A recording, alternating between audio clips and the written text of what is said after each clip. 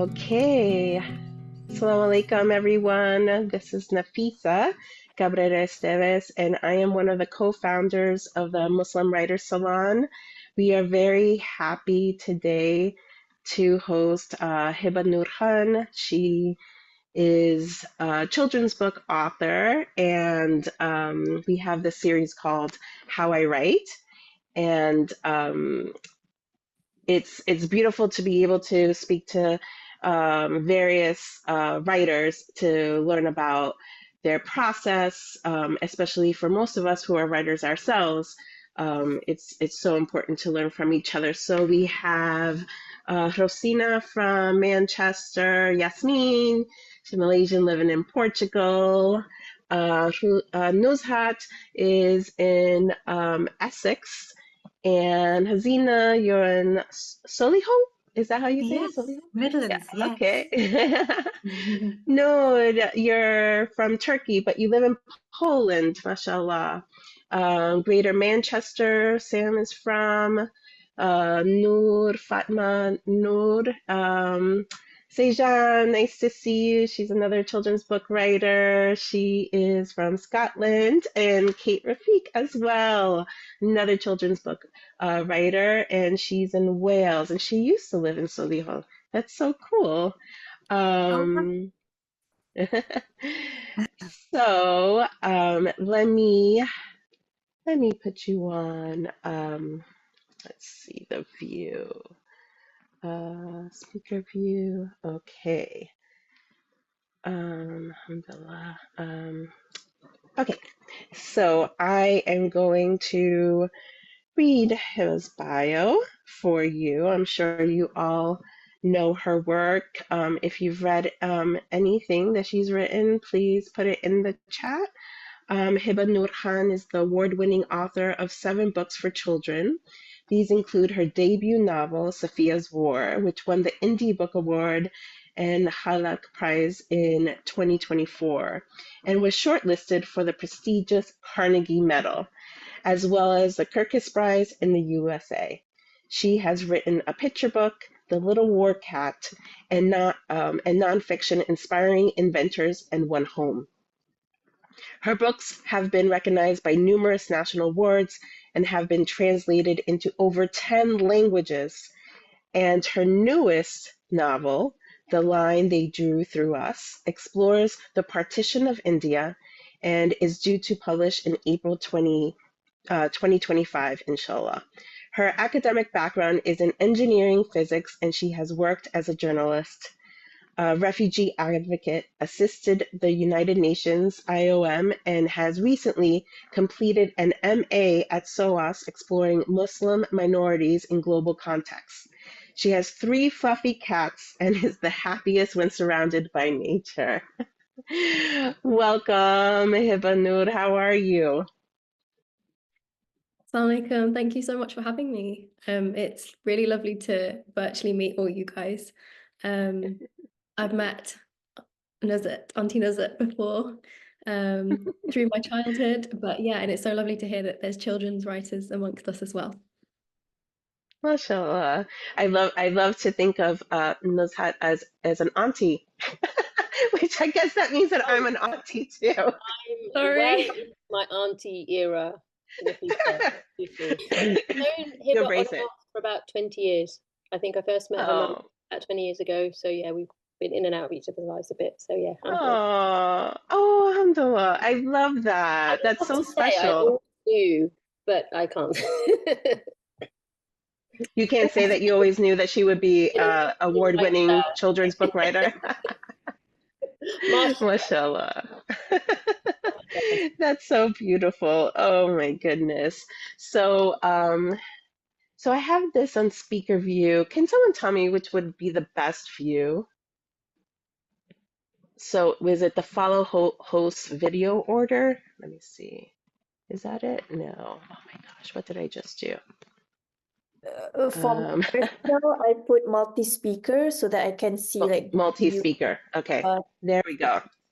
Thank you. Noor, there's something going on, Noor Koksal, with your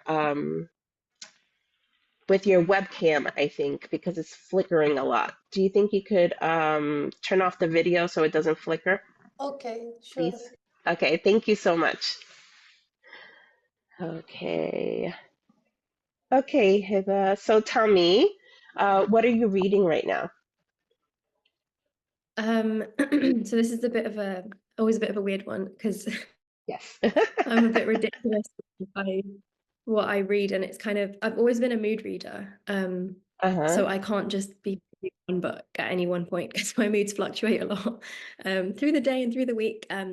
So I tend, and then recently I've been judging an award. So I've been judging the Jalak Prize this year. So I've got like stacks of books that are taller than me that I need to get through. So it's kind of trying to balance all these things. So there's one book that I've been dipping into at breakfast, which is The Uh-huh. Prophet by Gibran, which is just Mm. very Mm-hmm. like beautiful. You can really dip in and out of the chapters.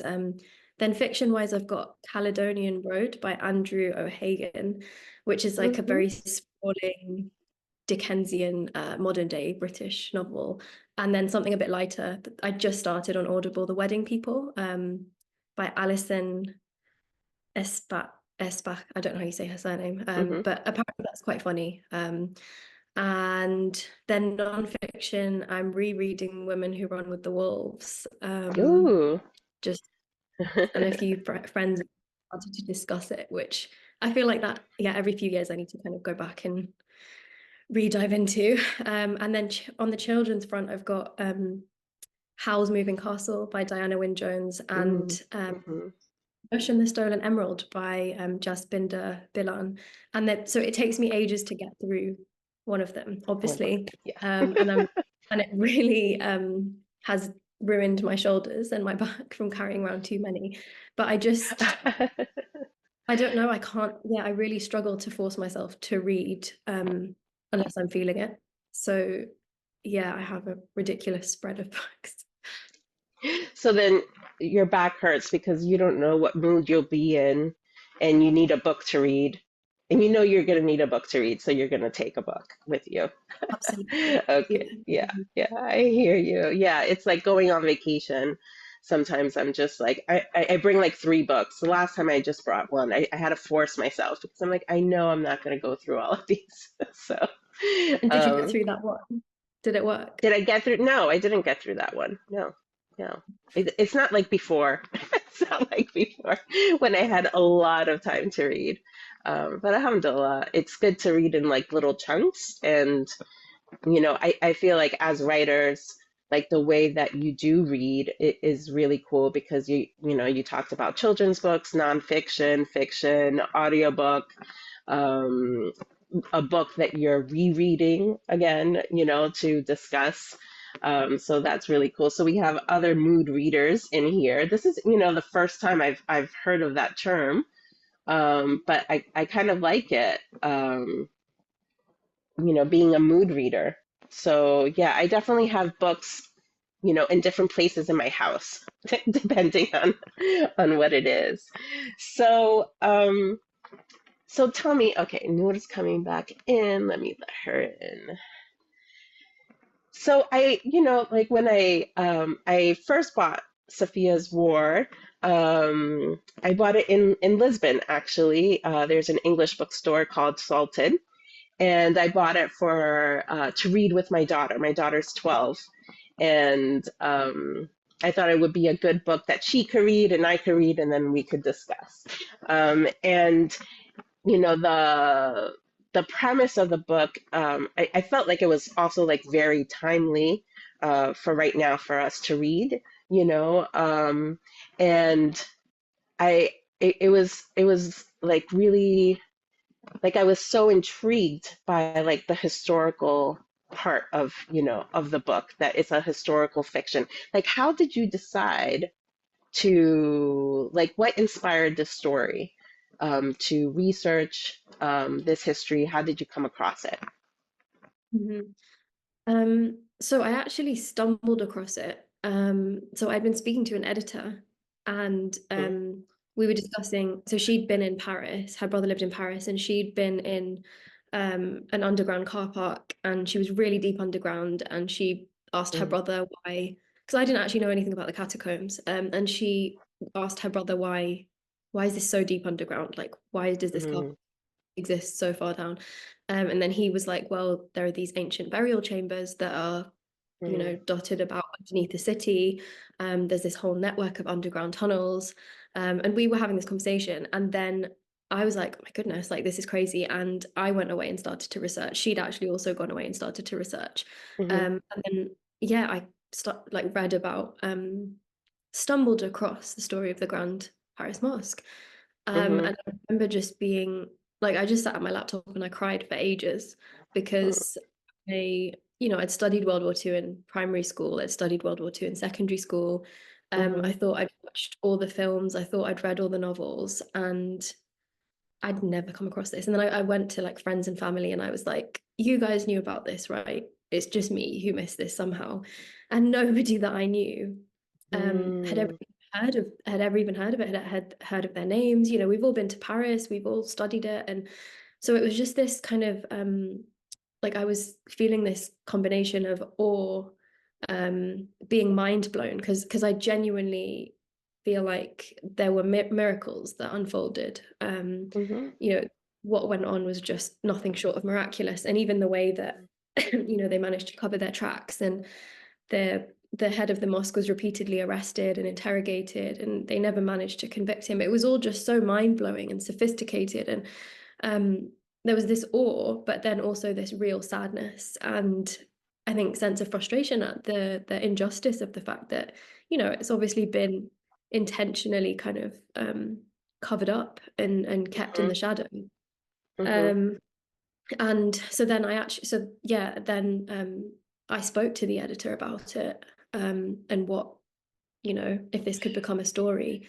And she was really, really supportive.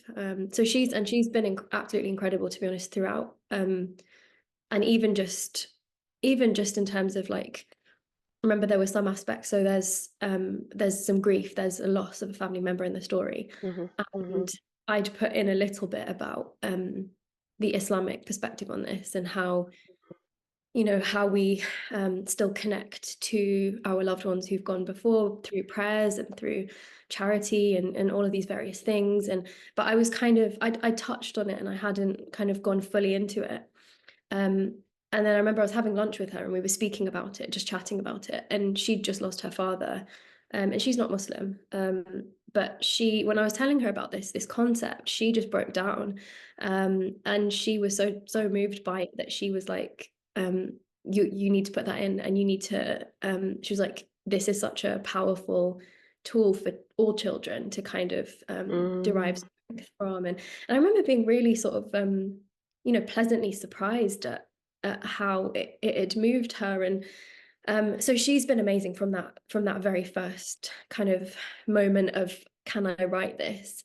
She's been incredibly active. And then in terms of where it went from there, I mean, it's weird thinking back now, because the characters they very quickly became like my family members, and I was dreaming about them, and they're just part of my consciousness that I can't remember what it was like before that. But I think I can't remember what your question was.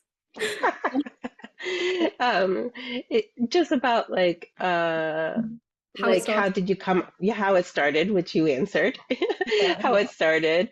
And so I have a couple of questions to piggyback on what you've been saying. So did you feel that you couldn't you couldn't go deeper into like the Islamic traditions because of like who the audience would be? Like, did you stop yourself, or is it just that like what was your process with that? Yeah, I think it was definitely like my heart wanted to, and I was, you know, and I'd made sure that I'd put in issues around hijab. I just couldn't resist that, because I was like, this is set in France. I'm not gonna lose this opportunity. And you know, various different kind of beautiful aspects of culture and tradition. And but yeah, I think with this one, because it was yeah, I think subconsciously I just felt like I'm writing this for a mainstream audience. The percentage of Muslim readers is going to be very small in relation to the white kind of, and I think, don't know, maybe it's just this subconscious part of having grown up as a Muslim, a visible Muslim in the West, Yeah. that, you know, you kind of internalize sometimes on a very subconscious level. These aggressions and yeah, I think maybe I thought that this might put some parents off, or some parents coming across this might almost think that I'm preaching Islam, or, you know, Yes. brainwashing or whatever. And actually seeing this, how it had impacted my editor was kind of flipped a switch in me, and I think I've been able to be a lot bolder and a lot kind of to just go for it with the second novel in that sense as well. And yeah, I mean, I've heard that even with like some other non-Muslim you know, people who do book clubs and reviewers, and I was doing a book club with a lady who reviews children's books, and she was actually very tearful, and she was saying that she was like, I'm watching everything that's going on in Palestine in horror, and just, you know, unable to process it. And she said that reading Safiyya's War had actually had given her a lens or a paradigm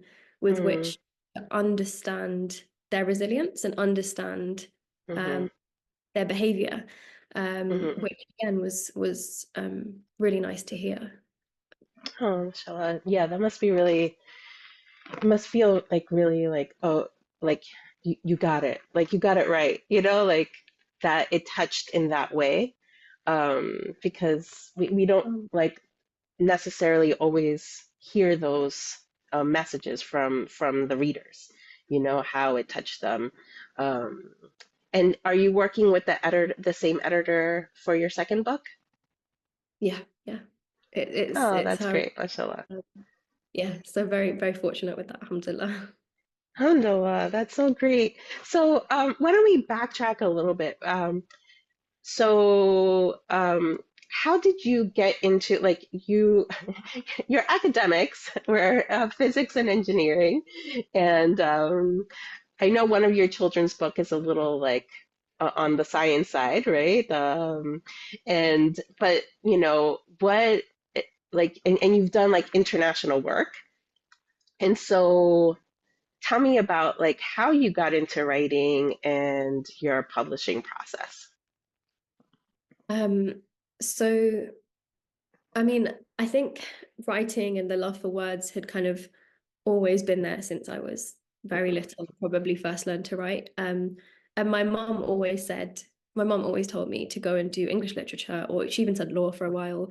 And she kind of saw this in me and was like, you know, really tried to nurture it.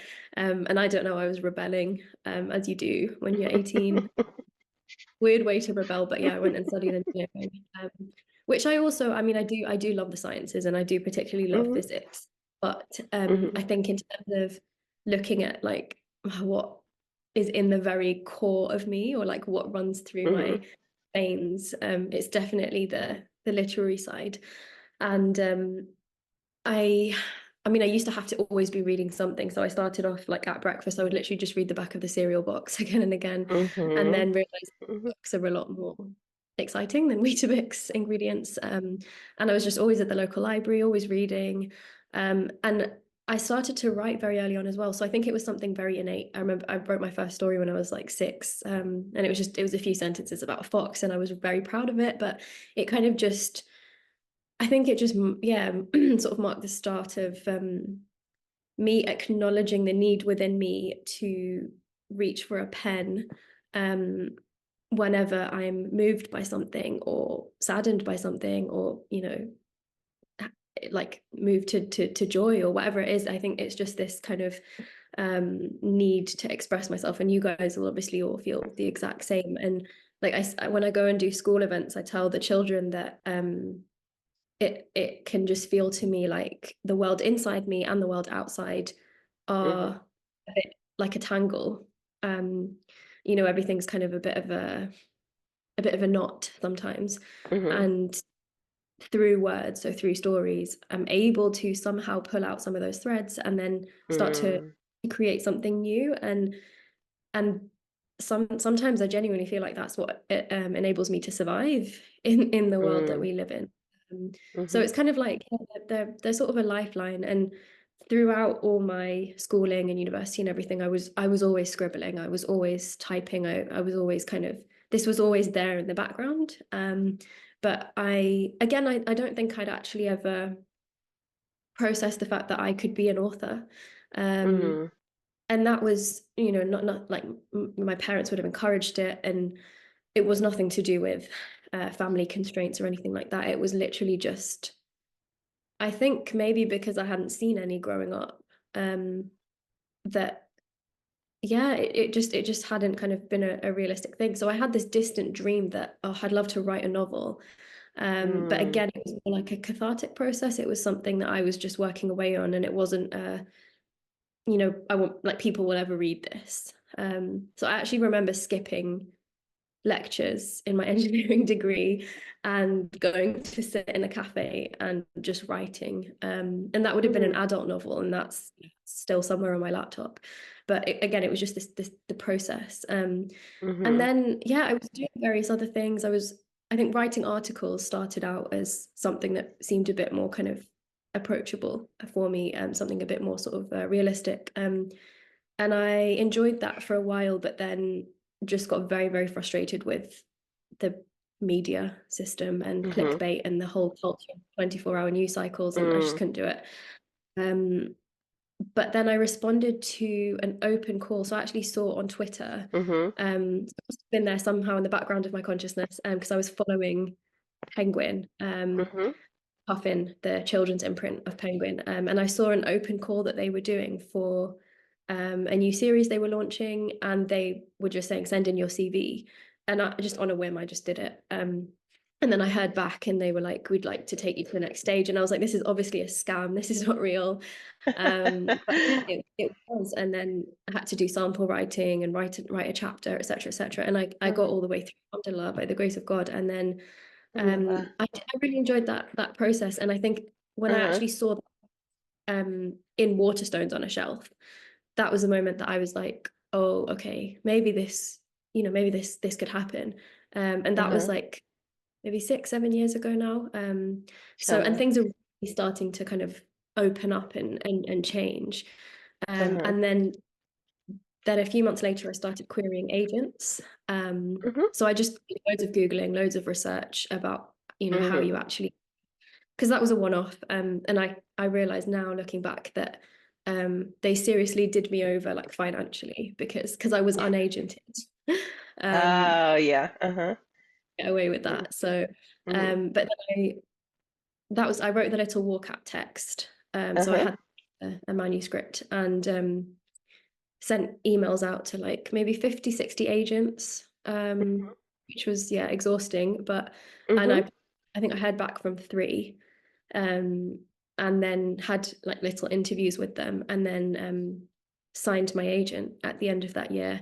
And then obviously she sent out, and we got an offer from Macmillan for the little walkout. And then the whole pandemic happened, and then, yeah, it's just sort of gone from there. And I guess kind of not really looked back, because I'm very, very grateful for where I've sort of been taken through this. And it's interesting because with Safiyya's War particularly, it was, I genuinely do feel like it was kind of just given to me, and it was given to me at a time when I was dealing with a lot of personal loss and grief. For a long time, the words kind of didn't come, and I was kind of fixated on other aspects of my life. And then it really did feel like so many other doors were closing, and this was the one that opened. And now looking back, and when I look at the journey, and even just the time that the book has come out in, and the pain and the kind of, you know, the sadness around that, but also the impact that I see it having when I go to schools and when I hear from people. Yeah, I'm able to kind of see that actually this was something that I needed to do. And I think it's given me another perspective as well, in the sense that I always saw this almost a bit like a passion, and something that I enjoy doing. And whereas I'm kind of realizing that actually this is incredibly important, and any of us who God has given some sort of a connection to the pen, that's something very sacred and very sort of weighty, and shouldn't be belittled or kind of relegated to the ranks of a hobby. And actually that that words can change hearts and homes and nations. And and this is I don't know where this tangent has come from, sorry. It's a beautiful tangent. I don't think it's one that we needed to hear, and it's something that like at the Muslim Writers Salon is something that we're trying to nurture and really cultivate with the writers. It's just like, like this is a gift from Allah. Like He's given us this gift. And like for me, it's just like if I'm not writing, if I'm not doing the work, am I pleasing Allah by avoiding it? By like, having, giving into imposter syndrome, giving into all these things. Am I not pleasing Allah if I don't go through all the steps, however long it takes, just keep on trying. So it's beautiful. So thank you. I'm sure it resonated with a lot of us here. We have Medina's here. Medina, if you want to say hi. Yes. I was so sorry to miss the first part of this, but I came at like such a great moment. I'm like, this is wonderful. I'm so glad this is being recorded. Thank you so much for joining us. Oh, your connection's a little bit bad.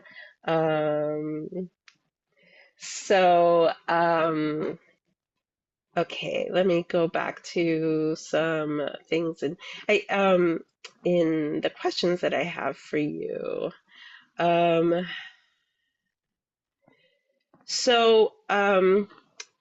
It's very interesting to hear your journey with like writing and then publishing, because like most of the talk about trying to find an agent is that you should have like a manuscript ready. Like if you're doing fiction, you should have a manuscript ready. If you're doing nonfiction, have your book proposal, unless it's memoir, like that's something to write. So you have this.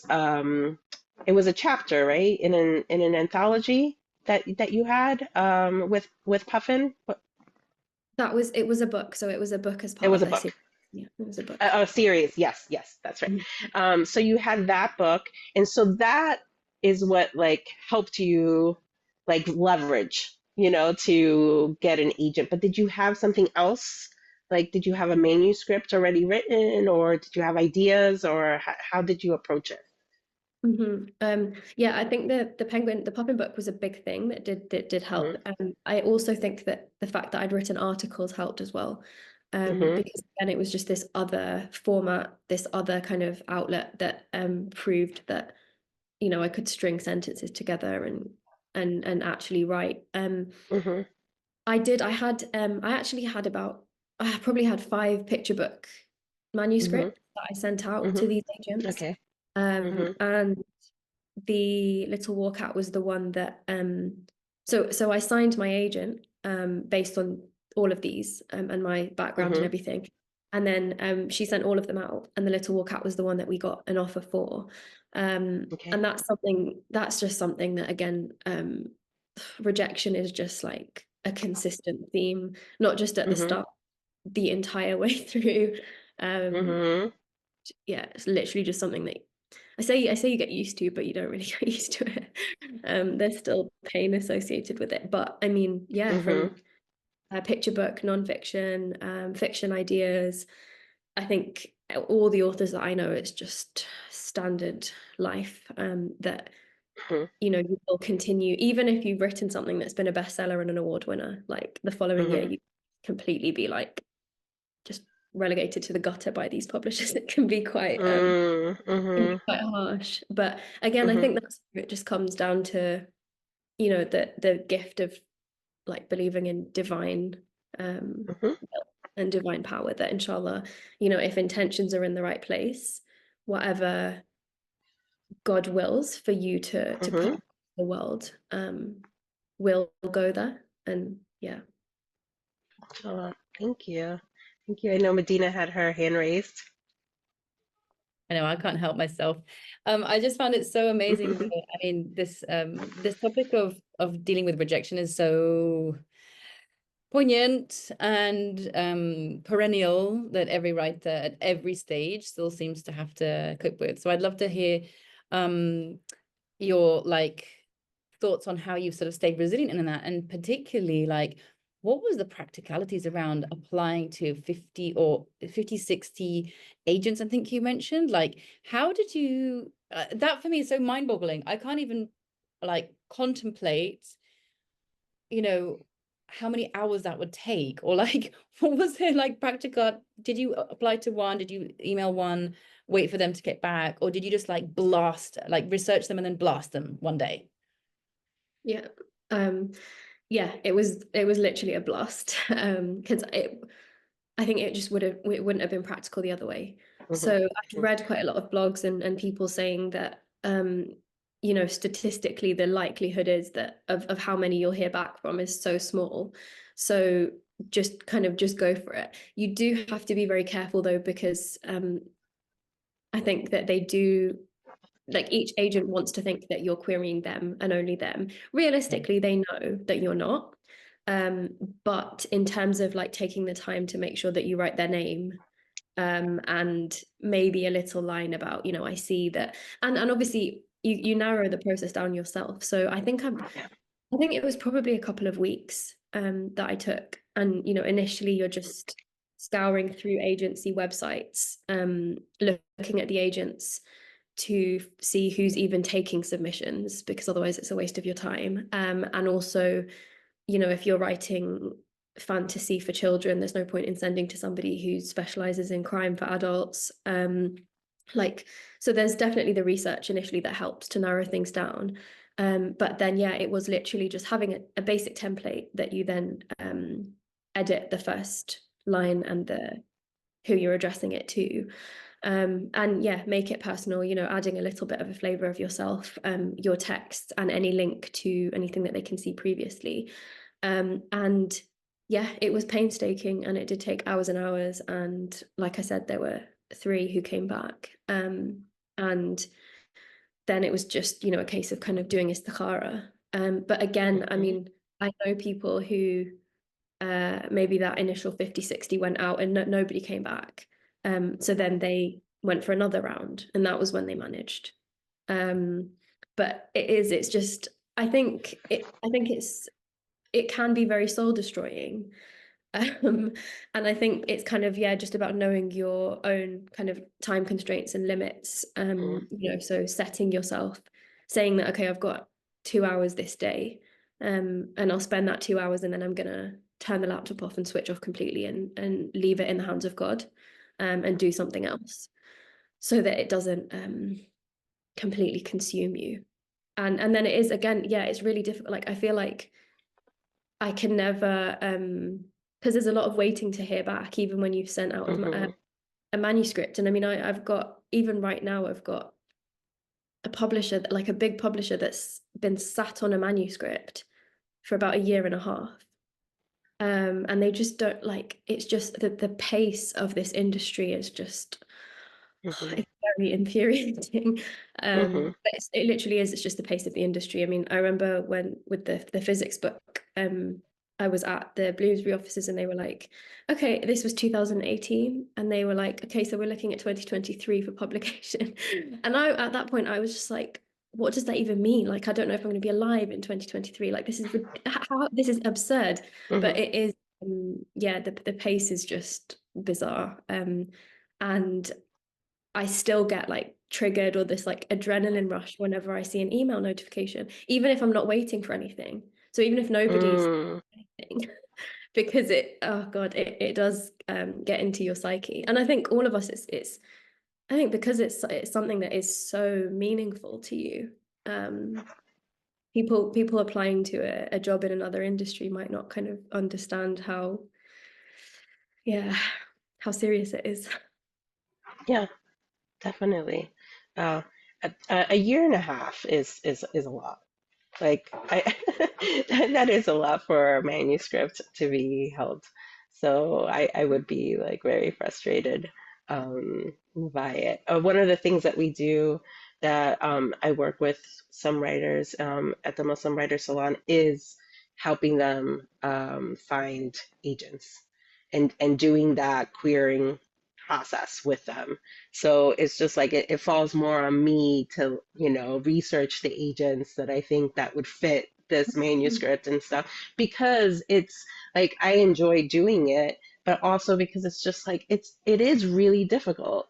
Like it's really difficult. It's painstaking.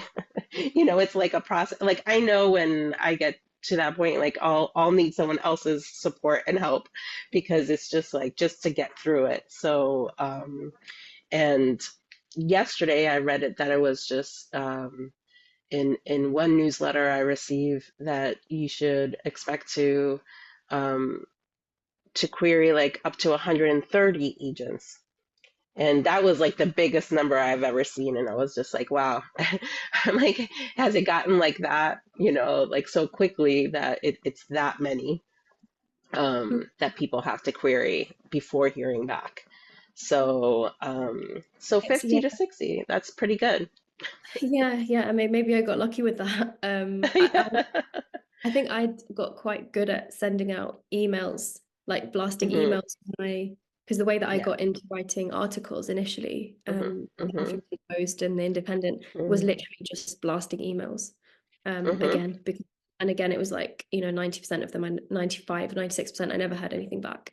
But I used to just do that. I was at university and I just used to do that in my lunch break. It Hmm. was just this kind of like second nature activity. So maybe that Yeah. helped a little bit then when it came Yeah. to but I mean, I know lots of authors as well who've got in through like competitions. So like Hmm. else do the competition. There's various ones that kind of run for children's publishing specifically through the Hmm. year.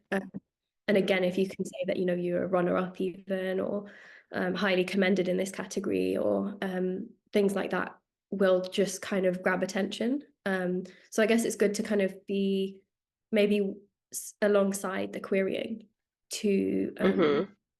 working on other things as well. And maybe that helps with the soul destroyingness of it as well, because you kind of, it's something else to focus on that's not cold blasting emails. And maybe they Hmm. can, work in conjunction with each other. Yeah, no, that's great. That's a great point. And there are so many like more competitions coming out, especially for authors that I just heard this term instead of saying underrepresented, being underconsidered authors. So yeah, so did you or how do you develop your craft? Like, did you take any writing classes or like how did you get into like knowing how to write a novel? So I haven't actually done any formal courses. I've been meaning to do Hmm. a formal course. I think for me, maybe the biggest thing was reading. So having like just consumed ridiculous numbers of Hmm. books as a child, and having kind of, I think, been really like moved and affected by them. So the fact I do feel like what you read as a child and what moves you then kind of impacts your voice as an adult and becomes part of your body and mind and soul and kind of feeds into all of that. But when I'd written a picture book, and again I think the only way that I was able to write that manuscript was by reading like a lot of picture books. So it started off with reading my niece and nephew's books that they had at home, and then I would literally just go into bookshops and pour through them because I knew that I wanted to Hmm. write a picture book. So I think that was kind of maybe the simplest way for me to understand story arcs and formats and characters and word counts and tone and all of that. And then likewise when it came to writing the first novel, so I had discussed the idea with the editor, but obviously the practicalities of it, I mean, I was terrified because, and I had this imposter issue syndrome for ages, because I was just like, well, what if I just can't write the novel? And again, I think reading lots of other children's novels, not just in that genre of historical World War II fiction, but all genres. So, you know, fantasy and more contemporary ones. You very quickly start to see the patterns emerge, and the blueprints, and the, you know, the fact that middle grade, for example, or 9 to 13, you know, you've always got a protagonist who develops throughout. There's always like a mission or a goal or an obstacle that has to be overcome that's introduced very early on. There's, you know, who's the villain. You're just playing with these archetypes basically, and then kind of understanding that, okay, this is, you know, my word count needs to be between here and here, and that means that the arc needs to happen around this point. So I would get big pieces of paper out and kind of try to figure out timelines, try to figure out the different threads that you've got going on. And I mean, again, I'm very grateful for my editor, because she was the one who really helped to hone and refine it. I did actually a few years ago, through the Writers and Artists yearbook, I paid for an editor to look at an adult novel, a few chapters of an adult novel that I'd started, which I've never kind of looked back on. And I, in hindsight now, I mean, I was young, I was at university, but in hindsight now, when I think about her, I think that woman was the completely wrong person. Like, I didn't get to choose who it was. She was just offering, but she was completely the wrong person to, like, I just, yeah, I think that the advice that she gave, her first, you know, thoughts and feedback were quite, I think maybe she was, you know, her idea of what a Muslim would be in the novel was very stereotypical. It was a bit infuriating. It was very disheartening at the time for me. So I think having the right person or the right people to give feedback, and I mean, having something like this, you know, this group, and like I said, things are really starting to change, which is brilliant. So feedback from the right place helps. And again, like, you know, querying the right agents, which you help people to do, because there will be so many. I think that's the thing. I mean, I had this view that this very naive, ridiculous view that writers are people who care about humanity, and writers are all empaths, and, you know, like, there. And then a shocker moment for me was last year with I can't remember the number now, but the members of the what's it called? It's gone from my brain. But it wasn't the Writers and Artists, but the Royal Society of Literature, sorry. When they had the vote on just calling for a ceasefire, and it didn't pass. So the emotion kind of went out to members, saying, will you call for a ceasefire, you know, to protect in Palestine, to protect humanitarian causes? And the majority of them said no. And at that moment, I was like, oh my gosh, like, okay, that's not the case. And there's a whole spectrum of views and beliefs, and some of them might border on fascist, and, you know, there's people with very kind of and I was like, oh wow, so a lot of these people that I meet at events, and, you know, who are polite to me, to my face, and it's not as simple as that. And I think that's something that is also going to be reflected in your journey throughout. So when you're querying agents, you know, a lot of people are still very bigoted and narrow-minded, and it's very, very helpful then to kind of sometimes look at books that you do connect with, or agents, publishers who are working with Muslims or people from under considered backgrounds, and use them as starting points as well, because that's kind of like a good indication. But yeah, so I did try that, having the feedback from somebody, but Julia Cameron book, The Artist's Way, has been brilliant. So that was something that my mom my mom's an Mm-hmm. artist, and she's tried to like all through her life. And then Mm-hmm. so doing things like the morning pages is really great, and kind of just making time to prioritize your work, because I think something I always found was that when it came to my writing, somehow, even though my heart was like screaming for me to sit and write, somehow in the practicalities and the way that life is, I still struggle to give it the same time or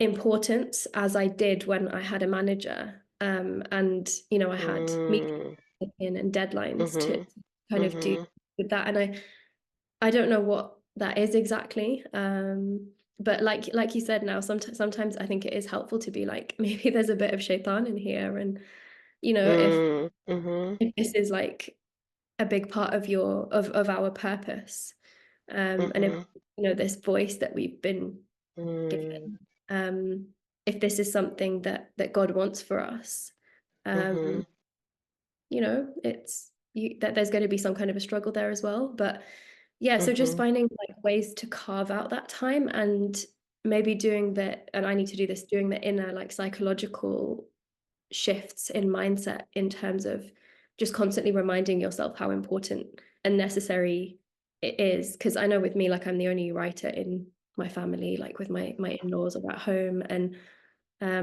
not everybody sees the worth in it. So I guess we have to kind of own it and give it that space. Yeah, and again, your question has just been lost. I'm sorry. No, the purpose of this interview is to get you to do all of this stuff. So it's wonderful. I really love it.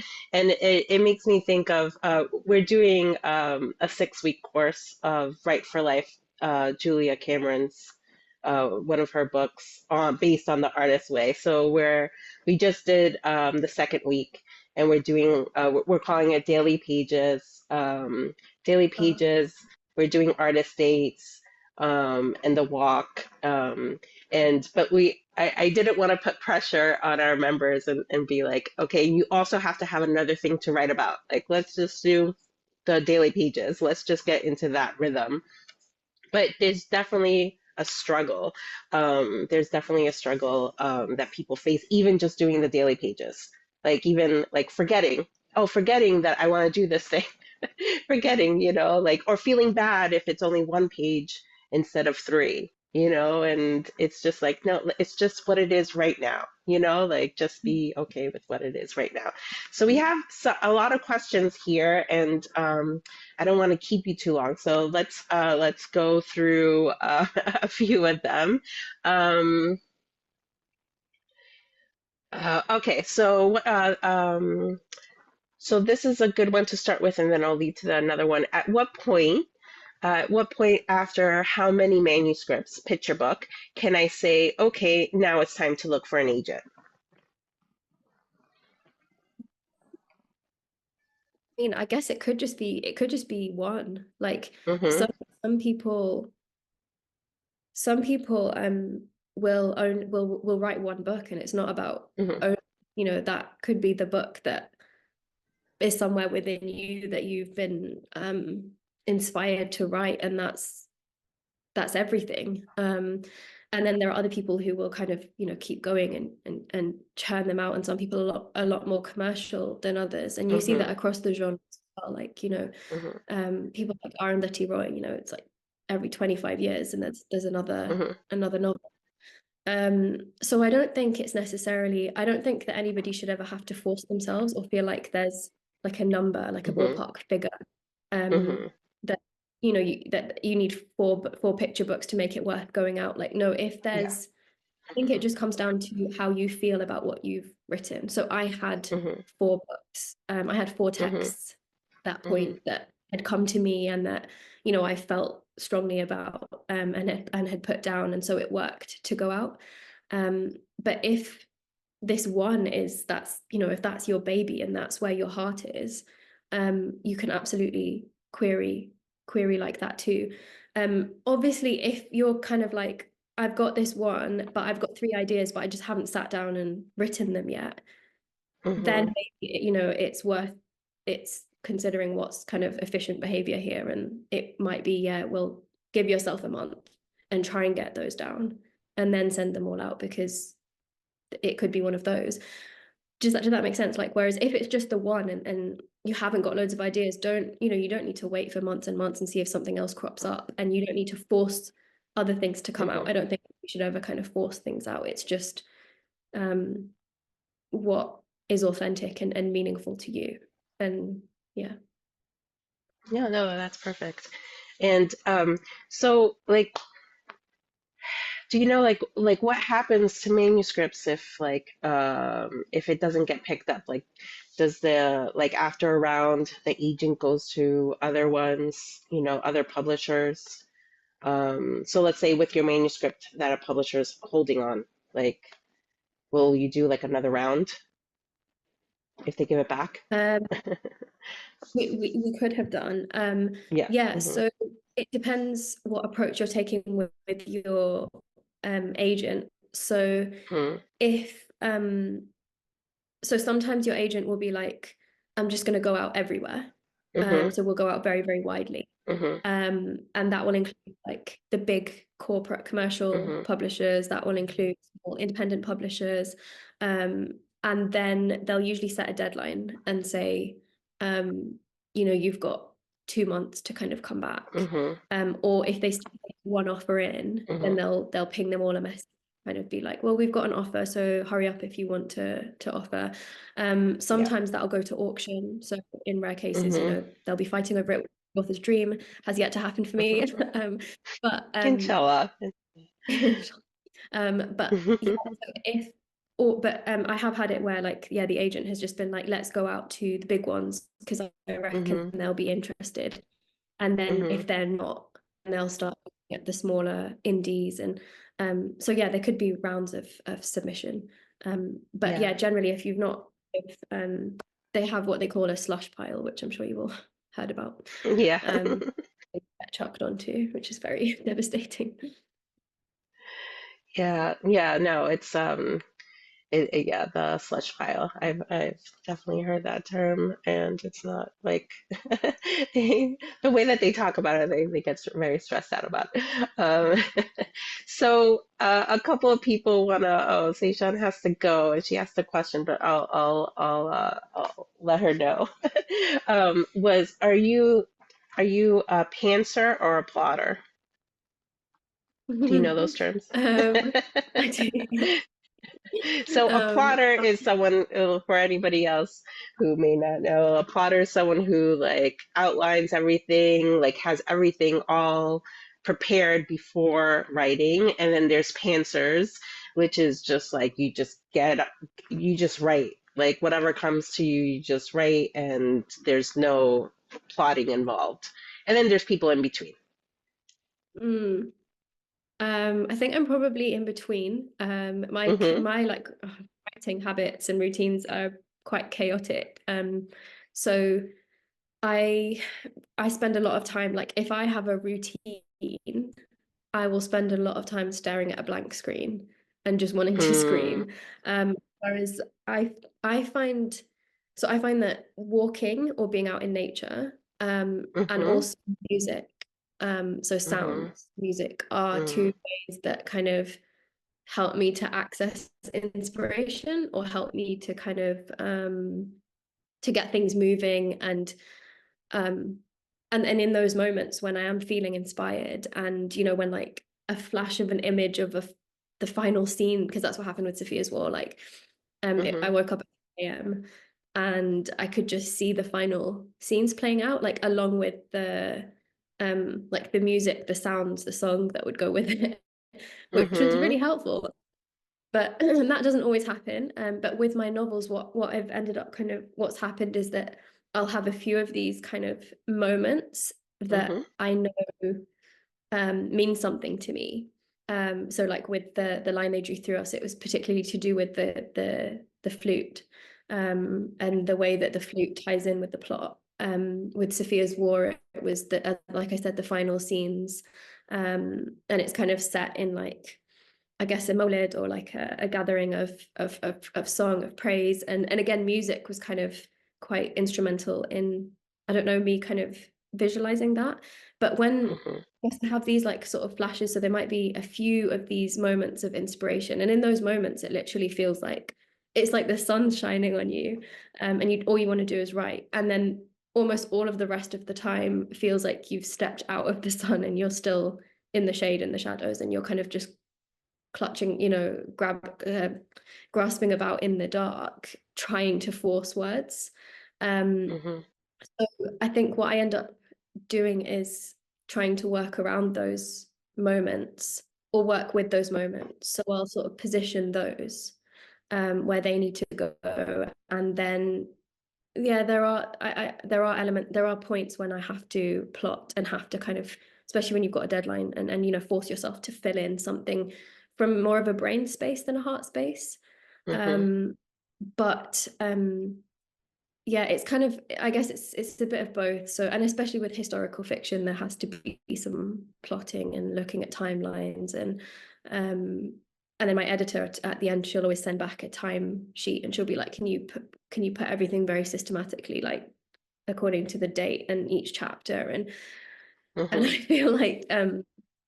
I feel like throwing my laptop away when that happens, because I hate doing that part. So my nature is definitely more sort of chaotic, and let's just see what comes. But it has to be a bit of both for me. Yeah, I like how like you're kind of like a mood writer too, but you can't you can't really do that. Like on deadline, you can't really do that. So you kind of have found a way to like incorporate it. Yes, brain space and heart space. So what are you working on anything right now? Anything new that you could share? So at the moment, I am exploring the idea of writing some fantasy for children. Nice. So I'm not like, I haven't started writing it, but it's kind of like floating about, and it's something that I've always wanted to do, because I grew up with Lord of the Rings, like obsessed. Like we used to listen to the soundtrack in the car, and Narnia, and like spent a lot of my childhood at the top of the faraway tree. And I think with historical fiction, there's kind of like, it's incredible and I love it. But you still have to be very realistic, and there are sort of constraints that are in place, even though you have creative license to fictionalize various aspects, like you're still operating within the real world and within a timeline as well, and real events in a sense. And I think there's something pulling me towards the vastness of fantasy, sort of how like reaching it can be, and how you get to play around with rules and make them up. And so right now, I'm not under contract for anything. Kind of scary as well, because it's been a while since I've been. But I'm trying to just kind of be with that and embrace that, and not and yeah, just tap into that heart space rather than the brain space of, oh my God, let me force something out, otherwise, or start searching for full-time jobs because I'm gonna go hungry, or like, I'm just trying to kind of just see what comes, and explore that. Wow. That sounds beautiful. Yeah, it's like freeing in a way, like, because you do get to build the world that you want to see, and just like there aren't as many constraints, and yeah, that's really nice. Those hat says to enjoy the winter sun. Um, so great. We've had so many more questions, but it's like we've gone past the hour, and I'll save them. I'll save them and send them to you. So like you have, like if it's something you ever want to write an article about or something, like it might be a good, good to have. But I want to thank you so much for being here with us. This has been so beautiful.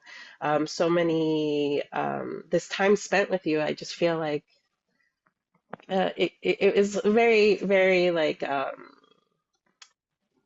it felt like, okay, this is what we're doing, like within the community, you know, like it's really beautiful to share the knowledge that you have, especially within the industry, because and to share how you go through things, because we sometimes look at writers who have been published, to be ahead of things emotionally, you know, but we still go through all the things. So is there anything you want to leave us with? Anything else? Well, thank you so much for having me. And I wish that like I got to kind of hear from you guys more and chat to you guys and hear about all your writing and stuff. And but I think in terms of like, yeah, leaving, I guess I would just say that times are definitely changing within the industries. So it's a really, Hmm. in a sense, it's a very exciting time, like in the mainstream world, because things are starting to shift. And that, but at the same time, like what's been done is like a drop in the ocean, and we need so much more. And that, like, yeah, you guys all know this, that, you know, for I mean, obviously I'm specifically in the world of children's literature, but like Saida Varsi was saying recently, that the fastest way to dehumanize someone is to make them Muslim.